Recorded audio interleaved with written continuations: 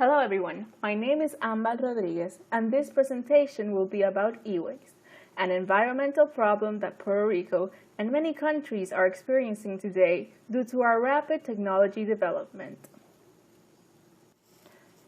First, let's discuss the objectives for this presentation. First, the problem that will be discussed is e-waste. What and who contributes to the problem? Here, I will talk about how individuals, companies, and even the government are part of the problem and also the solution. I will be using other countries as example role models for possible solution and negative examples of what could happen if we do not act immediately and just leave it for later. What is e-waste? E-waste is short for electronic waste.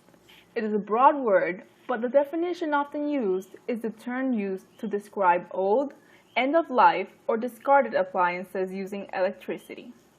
This definition is according to the e-waste guide info website. Practically everything that uses a battery and/or has a power outline is considered under the general term e-waste. Here, we have an image that demonstrates some examples of most common devices that end as e-waste. I make note that most of these images I have used are not mine, but below each of the images I have given credit to the source. As you can see, the image shows monitors, cell phones, MP3 players, TV, printer ink, audio-video equipment, and others. Further, I will explain why each of these items are dangerous to the environment. How it happens. It is a cycle in which different people contribute to each step, either in a negative or positive aspect. It can be categorized as a waste cycle since, at the end, most things end up as waste, even though the ideal thing would be that most items end up being reused or recycled. The flowchart being presented was found in an e-waste scientific paper, cited on the bottom right side. See how it illustrates the problem with all these arrows in all directions, meaning that everything we do does not affect a single person or thing, but many.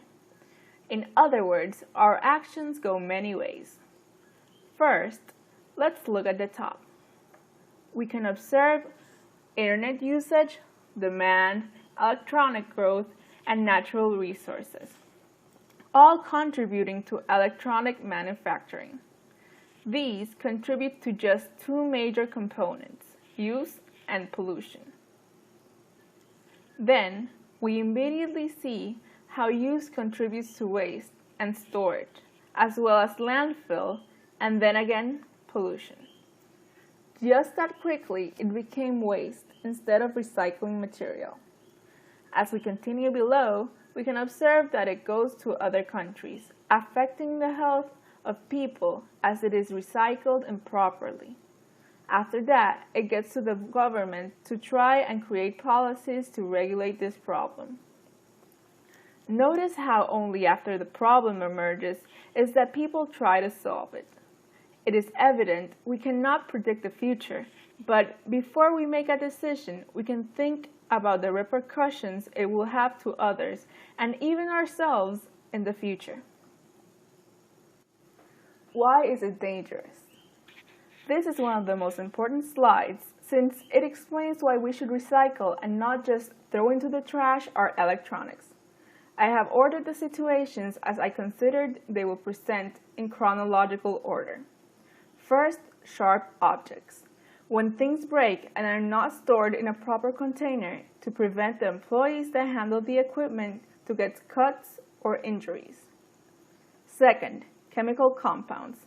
Some chemical compounds that are stored inside the equipment may harm the skin, lungs, eyes, and cause other health risks. Third, heavy metals. Heavy metals dissolve into the ground, and after the rain, they go into the water streams. These three hazards affect workers, soils, and water. This will eventually affect crops and affect human health because if we don't have clean food, then the population will get sick. As a consequence, the whole population will be affected in a long-term effect. This is a continuation of the previous slide. These are two charts that highlight the most dangerous and common chemicals. I know that it might be too small for you to read, but I just wanted to demonstrate the amount of hazardous material found in most devices. If this is not alarming to you, then I don't know how to convince you of the great danger this presents. On the first column, it names the element or chemical compound. The second column mentions the source of electronic product where it can be found. The third column, the health risks this presents. Here I have selected 6 of the components that I consider are found in most common electronics and also some that are really dangerous. Copper is used as an insulator. It's hazardous if ingested, in contact with eyes, or inhaled. If prolonged exposure, it may damage target organs. Lead is found in printed circuit board, glass panel, and gasket in computer monitors. It causes damage to central and peripheral nervous systems. Lithium is found in rechargeable batteries. It causes harm if ingested and may affect placenta. Nickel is also found in rechargeable batteries and is slightly hazardous if in skin contact, ingestion, or inhalation. It may affect liver, lungs, and upper respiratory tracts.